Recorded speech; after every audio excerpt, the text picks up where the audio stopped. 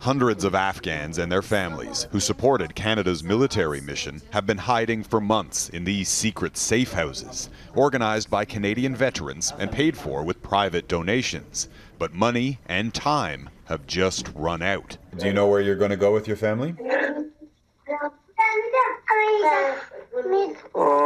We don't know exactly where we have to go. We're hiding Ali's face because he used to work for the Canadian Forces. Last summer, his family left their home in Kandahar and came to Kabul, where they were told Canada was sending a rescue flight before the Taliban took over. Ali has received approval to move to Canada, but his wife and some of his children are still waiting for their applications to be processed.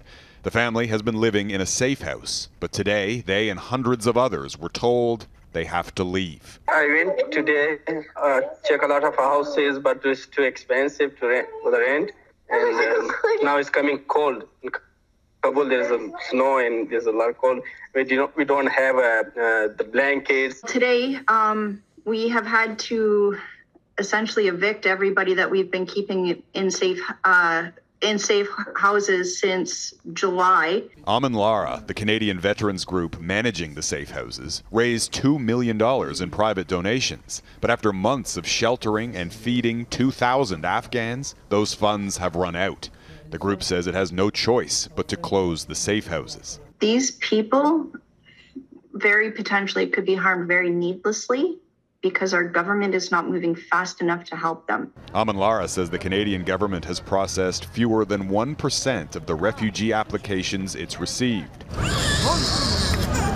And while the government has committed around $80 million in humanitarian aid to the region, it has so far refused to provide any money directly for the safe houses. Global News asked the Canadian government numerous times whether it has any plans to provide funding for the safe houses in Afghanistan. In an emailed written statement, a spokesperson said that due to security considerations, they do not discuss operational details of their missions abroad. They were disappointed and hopeless where they should go. These Afghan refugees just arrived in Canada, but are worried for their family members back home. With few flights available, they were driven out of the country by a Canadian veterans group. A 6-hour treacherous trek across the border to Pakistan. But those road evacuations have now stalled. A lot of the neighboring countries are a bit frozen at the moment. There's different requirements. We're not seeing many people get out by land. Do you have anywhere to go tonight? Not yet. When we called Ali back, he just spent hours looking for another place to live. They didn't give us a food today, and they told us if you don't leave the house, we will cut the electric and the water line too. He says his family is running low on money and hope. Jeff Semple, Global News, Toronto.